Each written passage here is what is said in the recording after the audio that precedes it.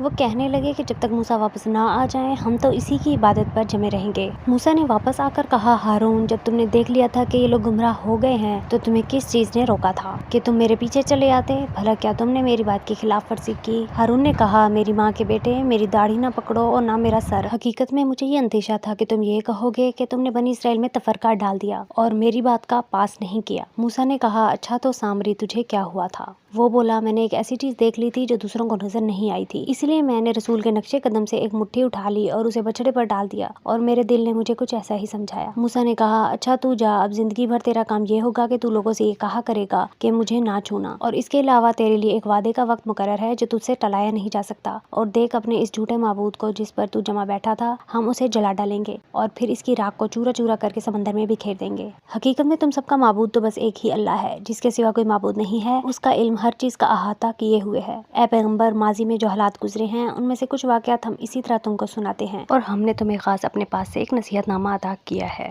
جو لوگ اس سے منہ موڑیں گے تو وہ قیامت کے دن بڑا بھاری بوجھ لاتے ہوں گے جس کے عذاب میں وہ ہمیشہ رہیں گے، اور قیامت کے دن ان کے لیے یہ بدترین بوجھ ہوگا جس دن سور پھونکا جائے گا، اور اس دن ہم سارے مجرموں کو گھیر کر اس طرح جمع کریں گے کہ وہ نیلے پڑے ہوں گے، آپس میں سرگوشیاں کر رہے ہوں گے کہ تم قبروں میں یا دنیا میں 10 دن سے زیادہ نہیں ٹھہرے۔ جس بارے میں وہ باتیں کریں گے اس کی حقیقت ہمیں خوب معلوم ہے، جبکہ ان میں سے جس کا طریقہ سب سے بہتر ہوگا وہ کہے گا کہ تم 1 دن سے زیادہ نہیں ٹھہرے۔ اور لوگ تم سے پہاڑوں کے بارے میں پوچھتے ہیں کہ قیامت میں ان کا کیا بنے گا؟ جواب میں کہہ دو کہ میرا پروردگار ان کو دھول کی طرح اڑا دے گا اور زمین کو ایسا ہموار چٹیل میدان بنا کر چھوڑے گا کہ اس میں تمہیں نہ کوئی بل نظر آئے گا نہ کوئی ابھار۔ اس دن سب کے سب منادی کے پیچھے اس طرح چلے آئیں گے کہ اس کے سامنے کوئی ٹیڑھ نہیں دکھا سکیں گے، اور خدائے رحمان کے آگے تمام آوازیں دب کر رہ جائیں گی، چنانچہ تمہیں پاؤں کی سرسراہٹ کے سوا کچھ سنائی نہیں دے گا۔ اس دن کسی کی سفارش کام نہیں آئے گی سوائے اس شخص کی سفارش کے جسے خدائے رحمان نے اجازت دے دی ہو اور جس کے بولنے پر وہ راضی ہو۔ وہ لوگوں کی ساری اگلی پچھلی باتوں کو جانتا ہے اور وہ اس کے علم کا احاطہ نہیں کر سکتے، اور سارے کے سارے چہرے حیو قیوم کے آگے جھکے ہوئے ہوں گے، اور جو کوئی ظلم کا بوجھ لاد کر آیا ہوگا نامراد ہوگا، اور جس نے نیک عمل کیے ہوں گے جبکہ وہ مومن بھی ہو تو اسے نہ کسی زیادتی کا اندیشہ ہوگا نہ کسی حق تلفی کا۔ اور ہم نے اسی طرح یہ وحی ایک عربی قرآن کی شکل میں نازل کی ہے، اور اس میں تنبیہات کو طرح طرح سے بیان کیا ہے تاکہ لوگ پرہیزگاری اختیار کریں،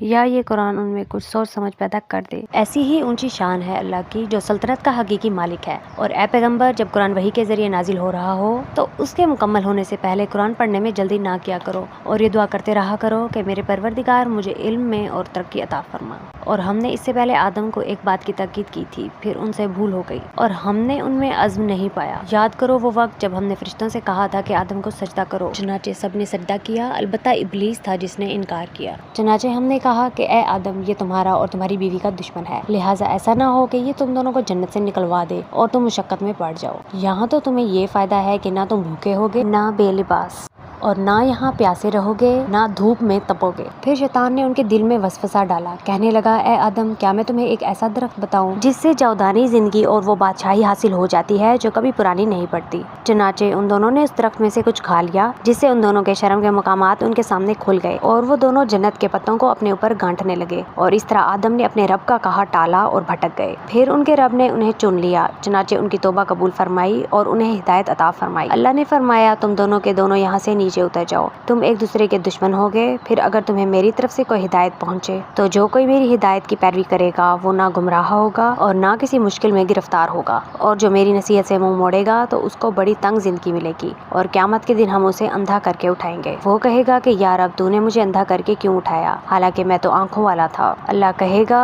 اسی طرح ہماری آیتیں تیرے پاس آئی تھی مگر تو نے انہیں بھلا دیا، اور آج اسی طرح تجھے بھلا دیا جائے گا۔ اور جو شخص حد سے گزر جاتا ہے اور اپنے پروردگار کی نشانیوں پر ایمان نہیں لاتا اسے ہم اسی طرح سزا دیتے ہیں، اور آخرت کا عذاب واقعی زیادہ سخت اور زیادہ دیر رہنے والا ہے۔ پھر کیا ان لوگوں کو اس بات نے بھی کوئی ہدایت کا سبق نہیں دیا کہ ان سے پہلے کتنی نسلیں تھیں جنہیں ہم نے ہلاک کر دیا، جن کی بستیوں میں یہ لوگ چلتے پھرتے بھی ہیں؟ یقیناً جن لوگوں کے پاس عقل ہے ان کے لیے اس بات میں عبرت کے بڑے سامان ہیں۔ اور اگر تمہارے رب کی طرف سے ایک بات پہلے ہی طے نہ کر دی گئی ہوتی اور اس کے نتیجے میں عذاب کی ایک میعاد مقرر نہ ہوتی تو لازمی طور پر عذاب ان کو چمٹ چکا ہوتا۔ لہٰذا اے پیغمبر، یہ لوگ جو باتیں کرتے ہیں تم ان پر صبر کرو، اور سورج نکلنے سے پہلے اور اس کے غروب ہونے سے پہلے اپنے رب کی تسبیح اور حمد کرتے رہو، اور رات کے اوقات میں بھی تسبیح کیا کرو اور دن کے کناروں میں بھی، تاکہ تم خوش ہو جاؤ اور دنیوی زندگی کی اس بہار کی طرف آنکھیں اٹھا کر بھی نہ دیکھو जो हमने उन काफिरों में से मुख्तलिफ लोगों को मजे उड़ाने के लिए दे रखी है, ताकि हम उनको इसके जरिए आजमाएं। और तुम्हारे रब का रिस्क सबसे बेहतर और सबसे ज्यादा देर पा है। और अपने घर वालों को नमाज का हुक्म दो और खुद भी उस पर साबित कदम रहो। हम तुमसे रिस्क नहीं चाहते, रिस्क तो हम तुम्हें देंगे और बेहतर अंजाम तकवा ही का है। और ये लोग कहते हैं कि नबी हमारे पास अपने रब की तरफ से कोई निशानी क्यों नहीं ले आते।